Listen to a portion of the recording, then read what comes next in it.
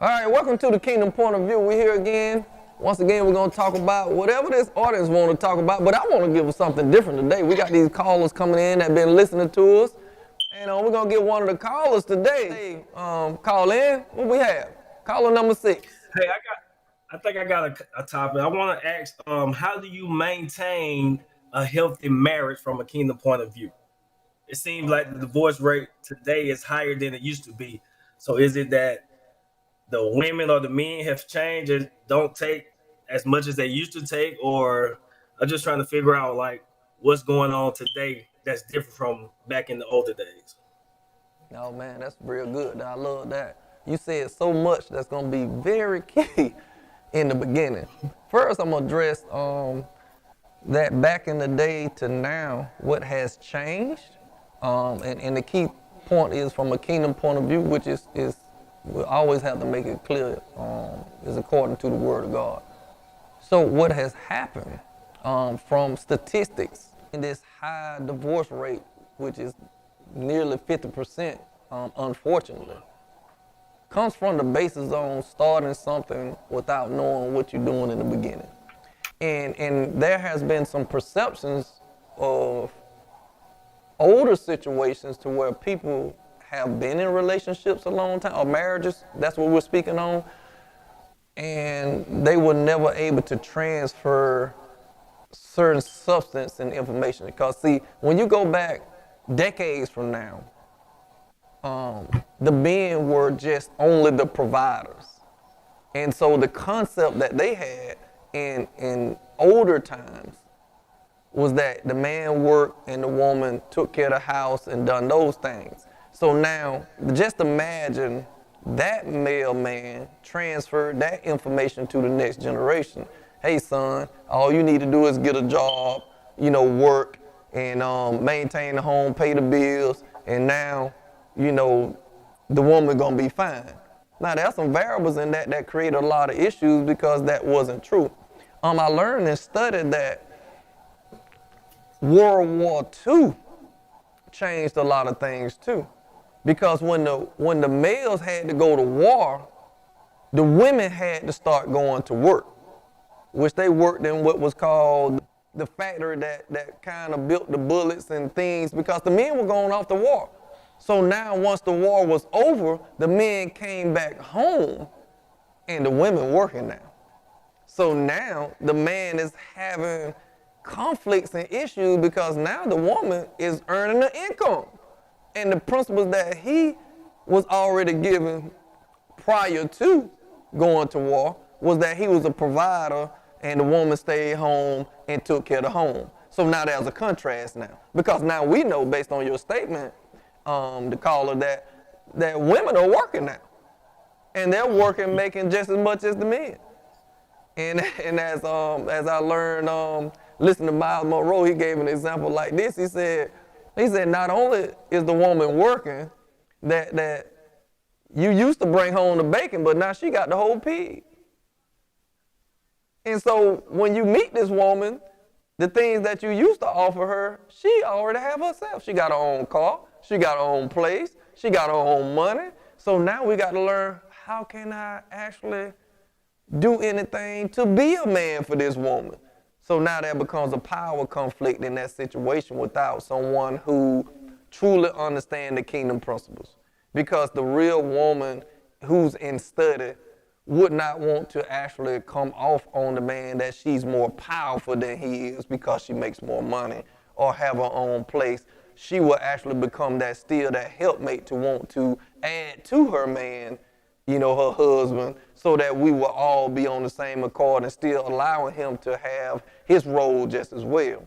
So, but we're dealing with the dysfunctional part, like you're saying, because we are dealing with the divorces and the difference in times to where the only knowledge that was transferred was a man is someone who's physical, he's strong, he's the worker, he provides from that perspective. So the man still will be a provider.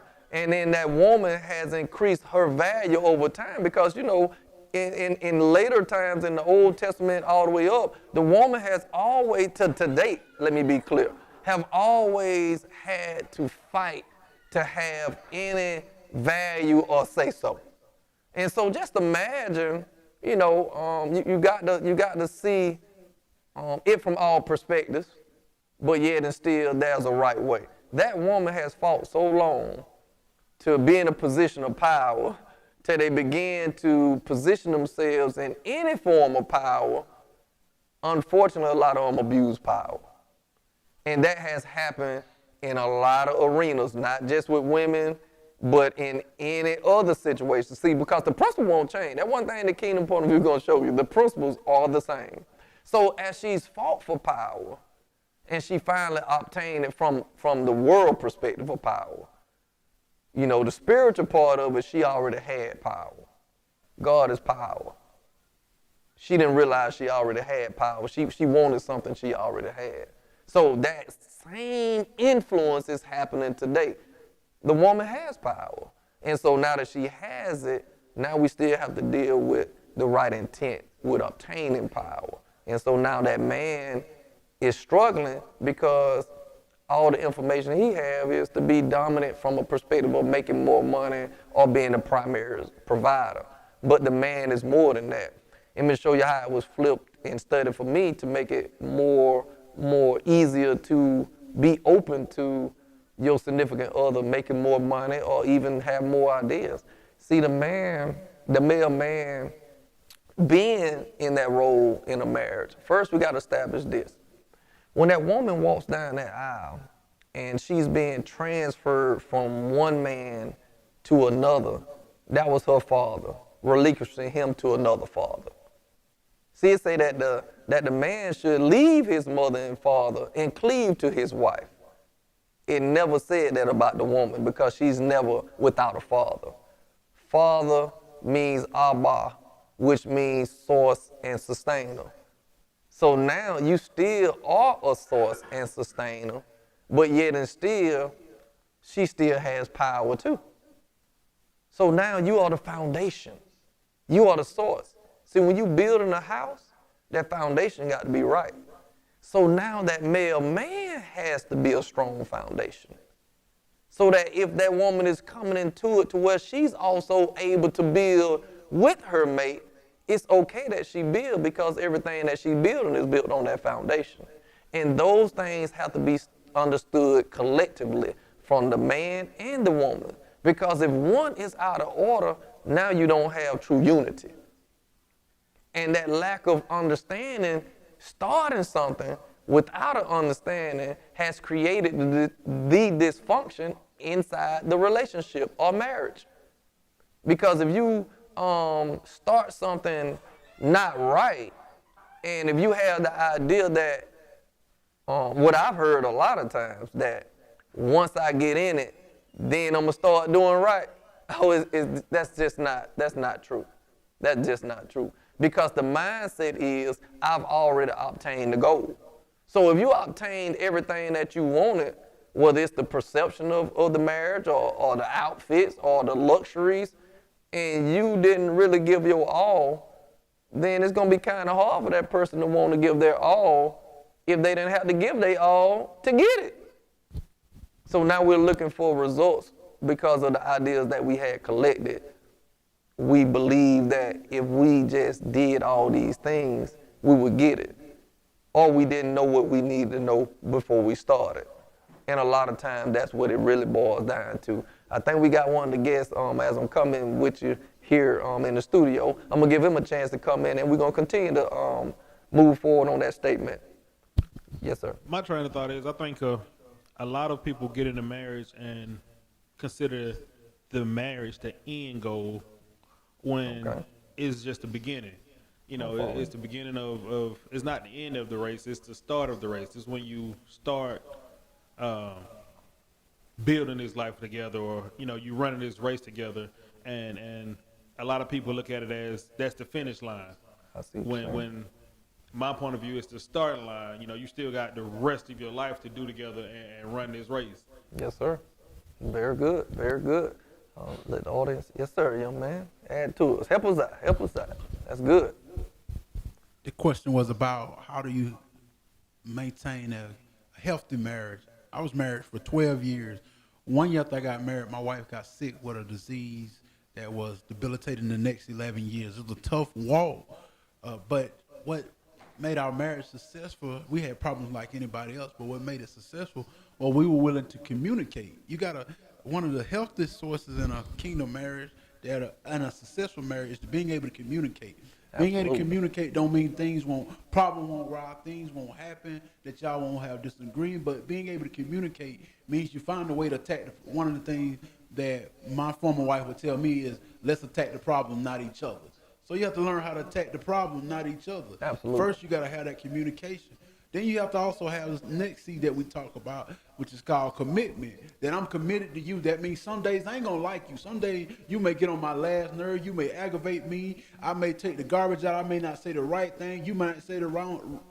Neither one of us may be on the same page. You may leave your bra on the door. You may take up all the space in the bathroom. It may be something that bothers me. Okay. But I'm committed to you, mean that I love you even beyond that, because we understand that love covers the multitude of sins. So every day ain't gonna be perfect and sunny. Every day won't be sunny and 70, And then you got the last one, which is Christ. That means we're gonna be centered around Christ. That everything that we do, we're gonna be coming back. Let's let the word of God be the final authority. Absolutely. That means we're gonna be committed to not only Christ, we're gonna go to the word, we're gonna understand what Ephesians 5, we're gonna break this down, we're gonna love each other. It don't mean we're always gonna agree, but we made a commitment that we're going to work on this, and that's nothing more powerful, more important in our marriage, come what may. And then also, lastly, we're going to be committed to these vows. And being committed to those vows means you have to work them, because they're not always easy. You don't know what part you're going to get. You don't know if it's going to be the better or the worse or the sickness or the health. You don't know which order is going to come in. And life doesn't, it doesn't give, you have to take the test before you even know the course, and you in it. At 25 years old, my wife wake up one morning and can't walk. And so so we go from honeymoon straight to the for better or worse. Tough walk, but marriage can work. Healthy marriage is designed around that, again, that commitment, that communication in Christ, and also having the knowledge and knowing what to apply it, because love will override everything. That's going to be challenges in any marriage, every marriage. I don't care how beautiful they are. I don't care if they're in Cancun today and they're in Jamaica tomorrow. They're going to go through some things. I don't care how pretty the posts are on Instagram and Facebook. Oh, man. All that. They're still going to, any marriage will face this challenging, but the real substance of it is finding out the real core substance of a marriage is a marriage that has been tested, because then you can find out what it really has. So to me, a kingdom marriage is going to come by, what are you investing in the marriage? Do you read together? Do you study? And lastly, do you have fun together? Can y'all laugh? Can you just watch Martin? Can you sit home and be bored and we ain't got no money? There's an African proverb said, an onion tastes good eating with your best friend. Basically, an onion, what it says that an onion tastes just like a steak eating with your best friend, because even in marriage, there's going to be some time you may be broke. But if y'all together, at least you can figure it out. Those are very key points. And that key term, you brought it out before I even got there. The healthy word, healthy marriage. And that was very key from our caller. And I'm glad you worded it like that and stated the fact of the number of divorces that are taking place. Because foundationally, like what is being discussed now, as you mentioned in the kingdom point of view, is actually the principles of knowing these things prior to, which would have helped a lot of the situations, because the principles would have let us know what we were doing before we did it. That's how you can predict, what's happening. David in Psalms, King David, his biggest thing, a man after God's own heart, was about precepts. And it's right there in the Bible in Psalms. I don't want to misquote it, but I want to say maybe 111:10. The audience got these cell phones, so we can look it up. But I want to say it's 111:10 in Psalms, where David talk about the wisdom dealing with the kingdom, but the precepts. See, that's a very good term. And precepts are mentioned a lot of times by David, because guess what? The precepts are more important. That's what I mean by foundation. We know that pre means before, but what we have to learn is that sept means thought. We'll hear the term concepts. Con is the collection. That's that whole collection of ideas put together. But in the word, David talk about the precepts. That's the most important thing. What were the ideas prior to you coming to a concept? That's what's more important. So the ideas that were already gathered in the precepts of the people who came together in a marriage, the likelihood that led to these divorces were they never knew the precepts of what marriage meant. And that's what it boils down to. Because in the kingdom point of view, that's what has to be pointed out. And I'm going to double check with the order right quick. Was it Psalms 11:10? So I'm right on that one. Okay. And if you'll get on the mic and read it for us, out the scripture for us, exactly what it says. So we'll know that the kingdom point of view ain't just making that up. It states, the fear of the Lord is the beginning of wisdom. All who follow his precepts have good understanding. To him belongs eternal praise. See what I'm saying? See, that's the key. I mean, it's many keys, but what I was pointing out then were the precepts. And a lot of times, even myself, when I heard, seen it and studied and learned it, so if we want to be that wise, then that's letting us know to the caller and the audience in here in the studio that we need to get the precepts down pat. Because the precepts is going to help us be able to move along in life. And the precepts applies to everything. Those are the foundational principles. If the man being the head and the head is the foundation, guess what? We the precept. That means we got to be right. We got to have our hand in God, our mind focused on that, so that now that the precepts are right, now everything else that collected from that idea begins to build better ideas. So the domino effect, what has happened, and I could put anybody in what I call the shifter sometime if they're willing to be honest with themselves, not necessarily exposing it like that, but they have to be honest with themselves to do a self-check. Do a self-check to say, were my precepts right before I started? And the answer going to be no. If the precepts were right, then as the other male in the audience said, that love covers a multitude of sin. So when love covers all these things, did we know what the precept of love meant? So it can't cover what you didn't know. So what people are giving or what they're covering with is more than likely just a condition. So it couldn't last because love don't operate like that. That's kind of what I got out of what the person in the audience was saying, that love gonna deal with these days that we just don't like each other because he said it verbally. Like is the condition. That's just a condition. That has nothing to do with my love for you. I just don't wake up faster than you do. You move faster than I do. You wake up ready to go in the morning, and I have to stretch and yawn, a few times, and so that's just something, a condition. But that's not a condition that was supposed to destroy the relationship, the marriage. But sometimes because of emotions, because the precepts were not in place, so now we developed into an unhealthy marriage because the precepts and the ideas we had going into it were not in order, whether it was by one or both parties. So collectively, we have to establish for the caller, because this is a great topic, I love that. We have to establish that we need to learn the precepts to anything that we do in life, especially in these marriages, prior to. Now, I know they have what they call, the counseling sessions and things before you get married. These things take years sometimes, and some people can work faster than others, and that's okay.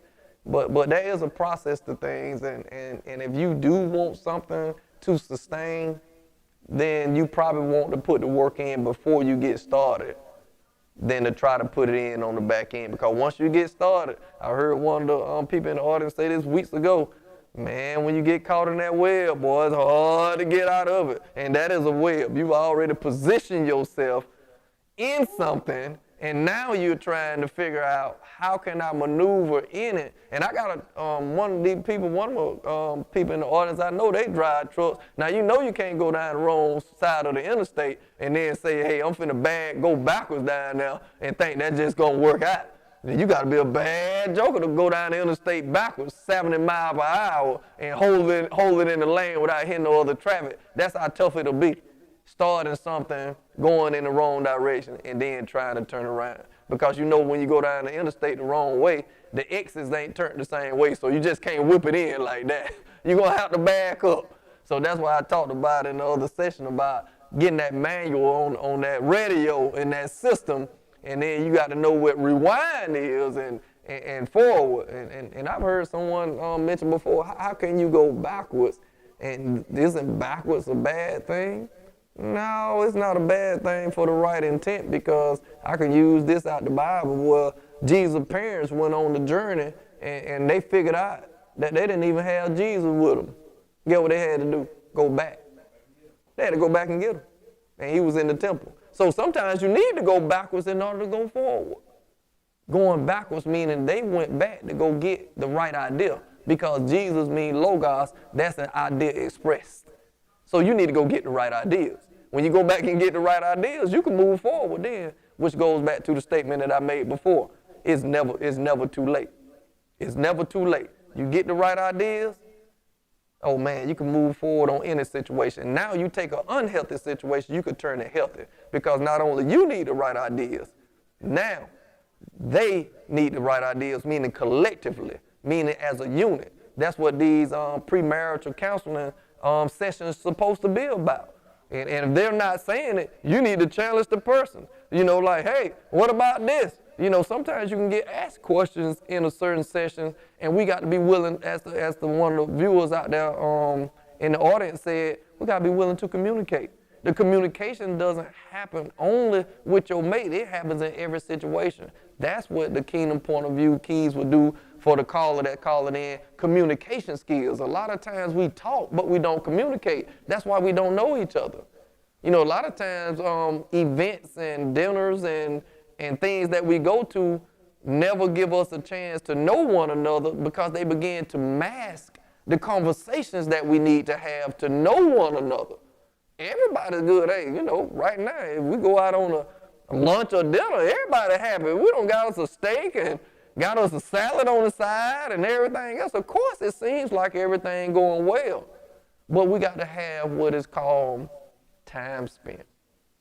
A lot of times we working a lot. We got, you know, kids, now you're married and everything, and we can go to church, you know, we can go to all the family functions, but what time have we spent together to make sure that we are giving each other what we need in the perspective of sustaining one another? And sometimes by the time we try to convey that, maybe the other partner may not want to do it because they've already made their mind up. And then that becomes a communication issue, because before a person make a decision in a marriage, it need to be done together. And that's with something good or something that bad that's taking place, so that we could be on the same page. So that's what's going to make it healthy. That's what's going to maintain it, is being willing to communicate, to say that, hey, I'm kind of taking this way, but I know you love me, like the person in the audience said. I know you just don't like me.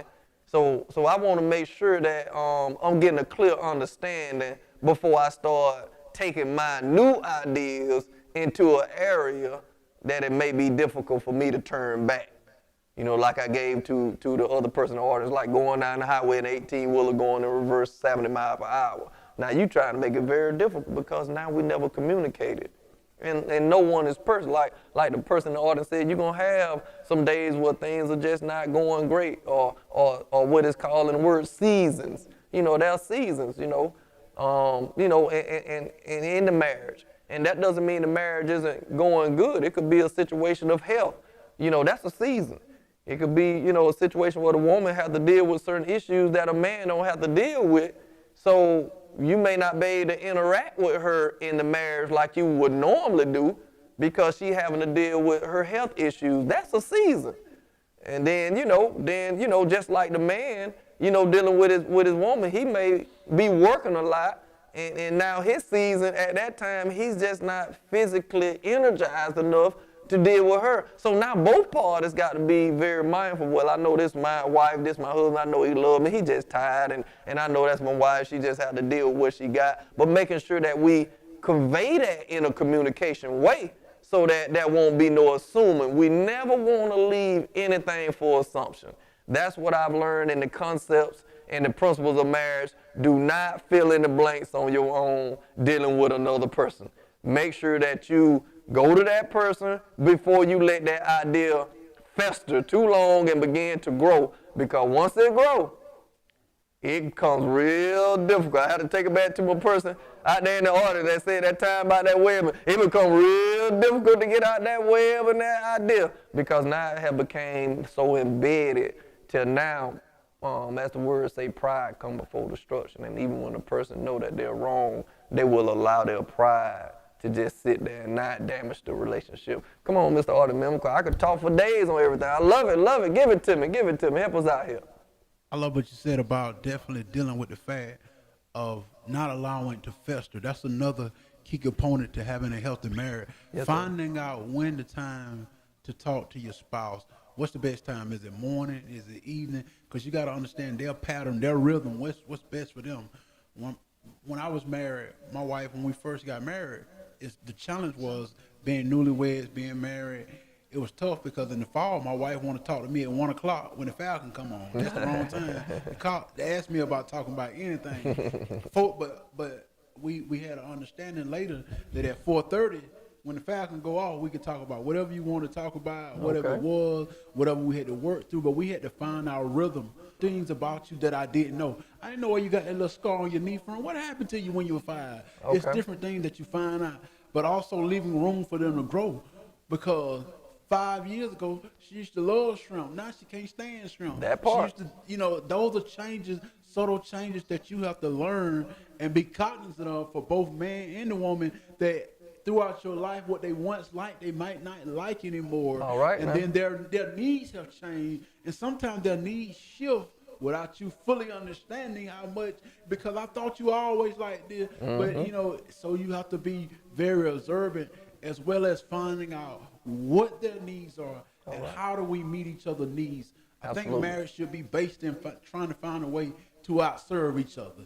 It's about serving each other. I'm going to serve you. You're going to serve everything from the intimacy. It's supposed to be about serving each other, pouring into each other, constantly pouring into each other as we're doing life, because you're the first person I want to see when I wake up in the morning, and you're the last person I want to see at night. You're the person that before God calls me home, I hope you're the last face that I get an opportunity to look at. I'm making a commitment to you that I'm taking a death walk with you. I'm willing to say I want to die with you. Out of all 7 billion people on the planet, you're the person who I've made a commitment to God and to you that I want to walk with. Ecclesiastes 4:10-12 talks about that 3-strand cords. To me, a healthy marriage is going to be based totally in that, and it's about always being in a posture of learning, a posture of being able to walk in humility. Because if you don't, on the second hand, I have 2 marriages, one that ended in death and one that ended in divorce, because the principles that were successful were not applied; they were skipped. And so, if you skip the principles, if you get off kilter, if you decide there's an alternative plan, you have to deal with the results of that as well. Absolutely. Yes, sir. Personal orders. You have something else for us? I see you geared up. But no, that just goes back to, in my opinion, the communication aspects of it. We got to be mindful, because everybody communicates, but everybody communicates differently. So you have to communicate to a point, or learn your partners how do they communicate, because they may communicate completely different to you. So, we may be saying the exact same thing, but we're not communicating the same. So y'all still have to learn each other's communication skills, and, how to communicate to a way that they understand it. So what that for you're still on the same page. Absolutely correct. And you said a key word that's very key. You all probably can't see like I can the caller, one of the callers, number 6 that's on the screen. He bobbing his head to you. Y'all talking good. So another key component you said was skills. And I was gonna get around to that. It's very ironic, because in the learning that I've developed over time and studying and reading these books, skills is more important than what they consider just love. And when I heard Miles Monroe say that love won't save your marriage, man, I about stood up in the chair and say, hold on now.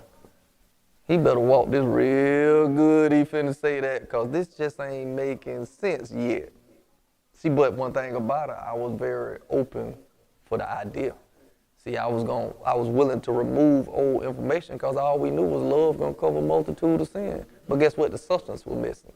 So he wasn't literally saying it from one perspective, but in reality, it had its place, because you're gonna need love. But if you don't have the skills and the understanding and the wisdom to know how to apply love properly, like we're talking about now it becomes a problem. So now this application process of love is important. You know, you can't have what they have now, these push start cars with the fog and everything. Now you may crank the car, you know, with your key fob, but if you never put it in the ignition spot, then it won't drive. So now we can actually know what love is, but then if we don't use it totally correct, then you still don't get the results that you want. So that takes a certain type of skill and knowledge and understanding, and wisdom is application. That's what we said earlier, that in all you'll get an understanding. So once you understand that the key still need to go in the ignition, or on some cars, on the higher end cars, they can either place the cell phone down or put the key right there in the middle of the console, and as long as that key is in that area, it still activates the car to move. But the key can actually be in the car, but in the wrong position, and it still won't function properly, because the principles are still the same. So you can have access, but still don't know how to use it. And so that has what happened in the marriages that the caller has said, caller number 6 has said, you know, this unhealthiness is that we've gathered the information, but how do we use it? Because the maintaining part has to be key. We had one of our audience member who was here, and I remember him playing, you know, out of everybody when he talked about relationships one day, which is still corely the same thing. And he told me he never heard me mention the log effect. But it's the same process. I talked about putting the logs on the fire. And I know our caller missed that one, but I love to repeat things, because there's a principle for me. It may be one of my signature sayings, you know, like I've heard with the bird and the fish. I'm going to use the logs for caller number 6 up there. Listen to me good. I say that we all could have 12 logs, and we want to start a fire. But what we've learned over time, that we threw all the logs in the fire and then lit it and got this big flame. You know, I gave the idea that fire has a certain temperature, and temperatures are based on color. You know, when the fire gets a certain color, we know it's on a certain temperature. Or we see the smoke don't die down, but now we feel the heat. So now it's actually performing on the level that we need it to. So the point being that you can obtain the same degree of the fire from 3 logs than you can with 12. So what has happened, we've never learned how to sustain a fire, because we threw everything we had in the beginning of the relationship. You already know. I mean, we talk to guys out here, or talk to women. We know we done already opened the doors for the women. We done told them how much you care. You done bought them stuff for their birthdays already. You already done bought rings. You done did all these things, and then now you thinking you the big dog. If I done did everything I supposed to do, ain't nobody done it like me, so I know she want me. I know I'm locked in, but then, like I said in the audience, you know, things change. Her needs change. Now, all of a sudden, that nice ring you bought her, she don't care nothing about that no more. Like, on that level, she started thinking like, I sure could use me one of them newer washing machines now. I like that now. And you saying to yourself, you want a new washing machine? You see that ring I bought you? What about that car I got? What about that outfit that just cost so much money? Because now, as the other person in the order said, now the communication is different now. You communicating one way thinking of value, and now they communicating another. And as we stated, you always got to learn your mate. It's a process. Things begin to change. So we're both charged, when I say we, in the relationship or the marriage, to make sure that if you have any idea of change, make sure you convey that to your partner. Because that's who needs to know, so that you can ensure that they don't make a mistake on a continuation. Because only you know when something changed. You know when you start not caring about a certain type of shoe no more, and now you want some ties instead of some tennis shoes. And then all of a sudden you waiting on Father's Day or your birthday, and then she bring you some shoes, and then now you mad at her. And she like, I thought you always liked these tennis shoes. You said I wanted a tie. How I supposed to know that? So, but you already know these things before it got there. And that's something so small, as you talked about that small degree or that look off a little bit in another situation, that is very important. So the communication becomes the key. Because coming together as one, we need to be communicating as one. And a lot of times we don't. Communication meaning that we both came to the same understanding about the conversation or subject that's being discussed. Now, we just gonna talk. I'm gonna say one thing, come up with my own conclusion. You gonna say one thing, come up with your own, and then we just gonna go on about our business and say, well, I did communicate with them. No, communication means that we both understood exactly what both parties were talking about, which is very key to the maintaining, as the caller has said, and key was a healthy marriage and maintaining it. But I got slightly off because I can't help but go into those details. But in that fire situation with them laws, what you have to understand is that when the fire begins to dim down just a little bit, and we know because we don't cook on grills and different stuff before, so just imagine that fire dimming down. You throw the other log that you got on now because you kept 9. So guess what? Now you know. Now you're dealing with the evolved change in your wife. Since I'm dealing with a caller that's a male up there, you're dealing with the evolved change. Let's say that she did communicate it properly. Now you just threw a log on the fire. You just went and got her that washing machine.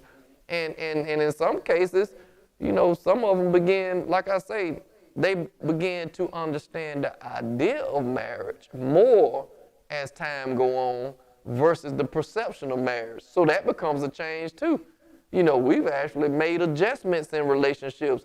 Sometimes we had to downsize just to make sure that we moved forward and then came back and upscaled again because we started off so high and we didn't have a certain understanding. And then now we both understand, okay, well, we got a 10-bedroom house. Let's go get a 5, sell this one. And then, you know, whenever the grandkids or whatever, they can just stay in that room because now all the kids don't love the house. So at that time, you needed one thing, and then at another time, you need another thing. So those things are important, and sometimes we'll continue on, as one of the viewers out there in the studio said, in the same manner, not recognizing that change is happening. And so conveying that communication with one another, now that helps maintain that relationship, and in keeping it healthy, you know, we're not excluding the fact, we're speaking in the fact that we already understand that we got God first, for us both parties. So I want to make that clear. So if we understanding that in that kingdom point of view, that God is first, meaning that she understands the same guideline just as well as you, and now we're understanding the roles of one another, even if one at this day and time makes more money than the other, because someone with an old technique without new ideas would kind of be teaching you something of old, but don't know how to evolve with the new. Because their situation was, oh, I just pay the bills, and then she do what I tell her to do. I'm trying to tell you that's how it works. That's not how it works with somebody who got their own house and can pay their own bills too, especially if you separate. She's saying to herself, I can maintain myself too. So obviously that's not the right blueprint and the right approach. So what can and what principle can go from an old situation to a new situation? What is uniformly the same in all areas of life when it comes to that marriage? And we're going to deal with the community. First, we're going to deal with both of them knowing who God is, understanding the fact that they both have to be respectful to each other, knowing that we are one and we should communicate whatever situation and problems that we have with each other to each other. Now, if they did that in the old way, it's going to work. And if you do it in the new way, new day and time, it's going to work. Whether he made more money then or she made more money now, or they both bring in the same thing. But if your ideas are the same on what you say that you believe in and why you did it for, then it will turn out to be a great result. And if we backtrack in any situation in life that we've been in, somewhere in the foundation, something wasn't what it was supposed to be. And we began to build on it. And that's what happened in the recipe for it not coming out right.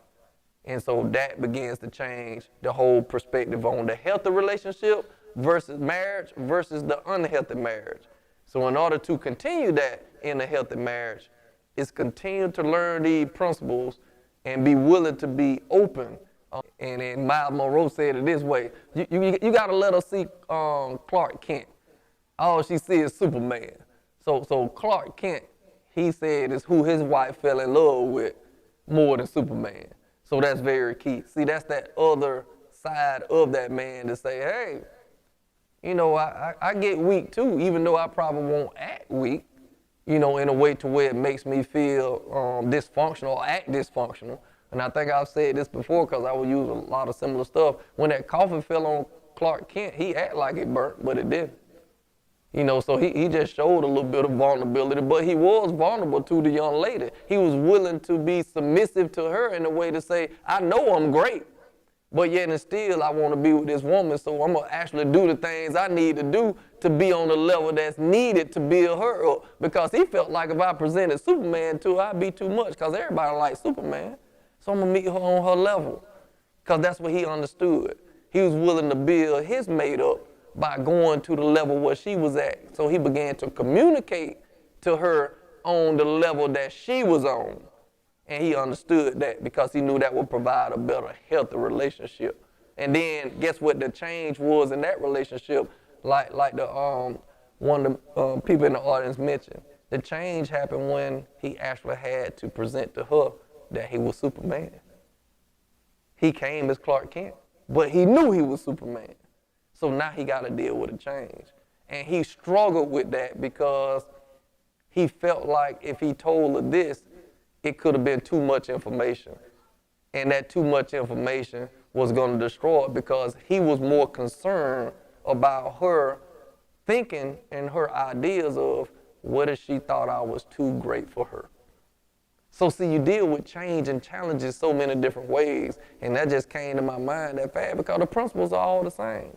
So we got to still be willing to convey that understanding that, hey, this is where I'm at, meet a person where they at, communicate, build them up, because that's what the responsibility of maintaining that healthy relationship, you know, to our call out there, so that it's key. And it can be different from what we've gathered from past, you know, people in our lives, whether it's parents, grandparents, you know, uncles or cousins or friends, you know. One thing we shouldn't do is look at their relationships and think that our mate is like them because they mate like ice cream and yours want pizza. Or should I say some cheesecake? So you better be very careful on paying attention to somebody else made on what they like and think you can bring it home because it might backfire. Then they start saying, who you been giving that to? Because you know I don't like that. So you know in the audience what I'm talking about, but it could have been from a good intent, but you've been got the idea that this working for them, so I'm finna take this home based on what I see and take this home.